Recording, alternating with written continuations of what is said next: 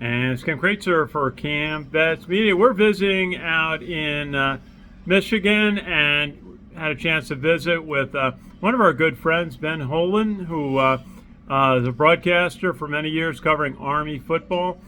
And Ben, great to see you. Happy New Year. You too, Ken. It's always good to chat with you. We did a lot of these over the years, and I always appreciated it. And it's fun to see you and catch up a little bit. Well, you got a lot of friends from your days covering Army football, broadcasting nationally. What were some of the highlights for you?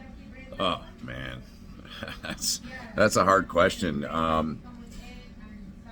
Well, certainly the first game I ever did there was pretty awesome, and I'll never forget going the first time when Bob Beretta was there, and he took myself and some of the CBS folks up to Fort Putnam there and on top there, and I was just like, I fell in love with the place, and certainly that one. And I remember that first year, I think it was the first year when Army beat Boston College.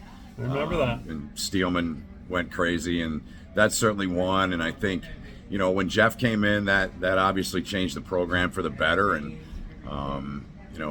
becoming more than just a broadcaster. And as you know, the people at Army are so giving and so caring, and became friends with Jeff and Brent Davis and Jay Bateman when he was there, and we had a lot of fun those years. And just so many memories, too many memories, Ken, to be honest with you. Every time I went there, I'll put it to you this way, it was special, and I always felt moved, I always felt motivated, and I was always inspired because of so many great men and women that I met there, not just in the football program, but all the way around. Brian Riley's a good friend, and so many people over the years were just incredibly kind, and I'll always cherish the 9 years that I was fortunate enough to be the voice of Army football on CBS.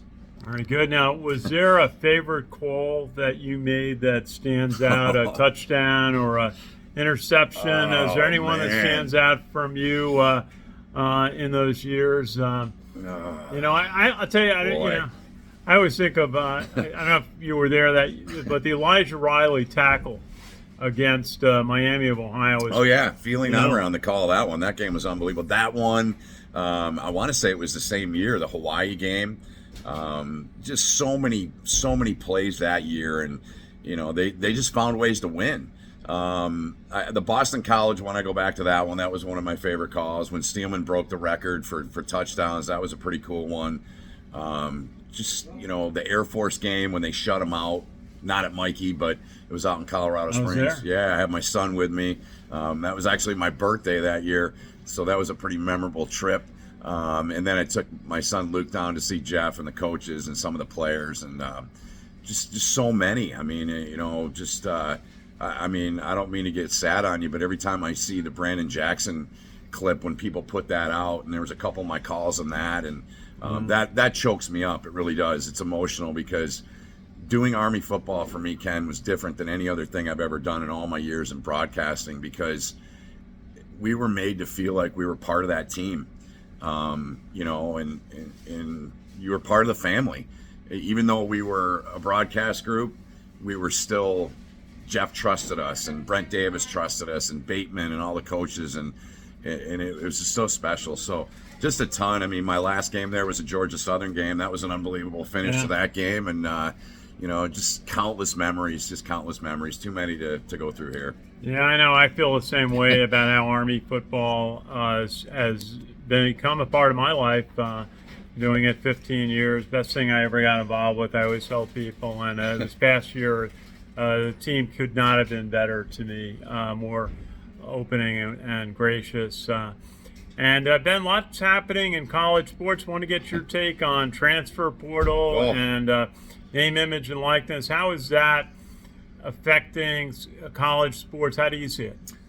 Well, I mean, I think, I hear a lot of coaches, mostly, I'm just mainly in college-wise, I'm just doing college hockey right now. I'm doing a lot of other things, but, even in college hockey, I mean, coaches, I'm not going to name any, but coaches will say, most of them will say that it's ruining the sport.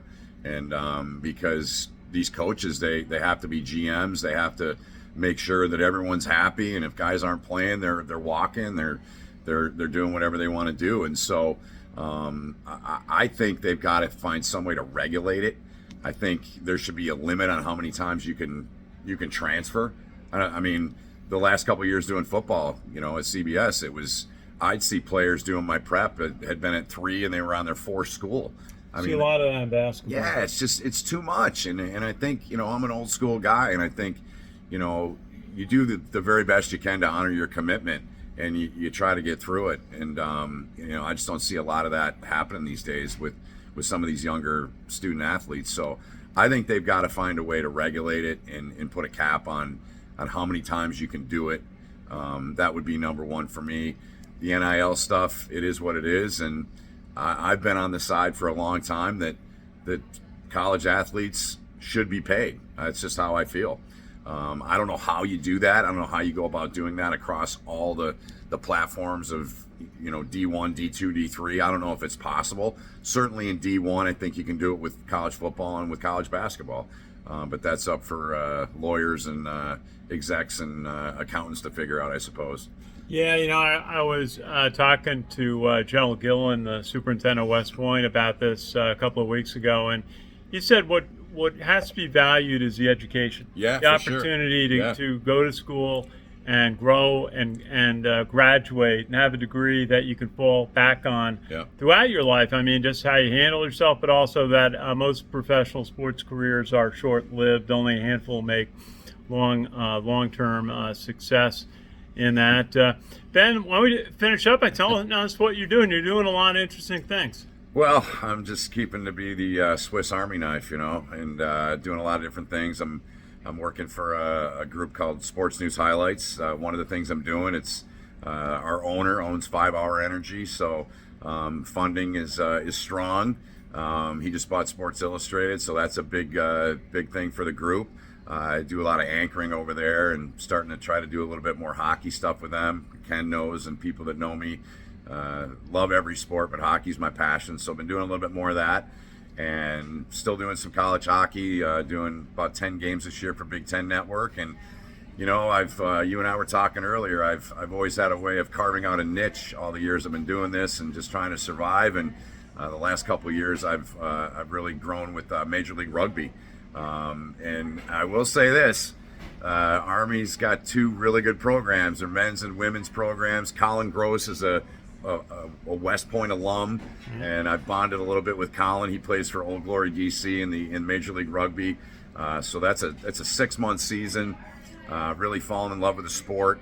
They don't wear helmets. They don't wear pads. They don't wear anything. Yeah. They're just animals out there that play the game with respect. And I think I say this a lot in our broadcasts, and the executives at the league continue to tell me, hey, keep pushing this, that the sport is played with such respect that other sports and other phases of our lives could learn a lot from the sport of rugby. You don't see a lot of silly stuff. You don't see players talking back to officials. I just love the sport. To me, it's a lot like hockey. It's cultish in a good way. And the people have welcomed me in the last couple of years. So those are the main things I'm doing. I do a little bit of high school stuff around here in Detroit, but mainly those 3 things, Ken. Well, Ben, I know when I see you doing a college hockey game, you are so high energy, calling some great games. I know that's your passion. I know you do a lot with the NHL as well. And really, you have a lot of friends at West Point. You remember some great broadcasts that you did. And so Happy New Year, and we got to stay in touch. You too, Ken. Thank you, and that means the world to me, and I've always enjoyed our friendship, and all the best to you, man. So thanks for this. Appreciate it, Ben. And this is Ken Kraetzer for CaMMVetsMedia. This is our first interview of 2024. Happy New Year. And as you know, we cover cadets, midshipmen, military, and veterans proudly since 2008. Happy New Year. Thanks for watching.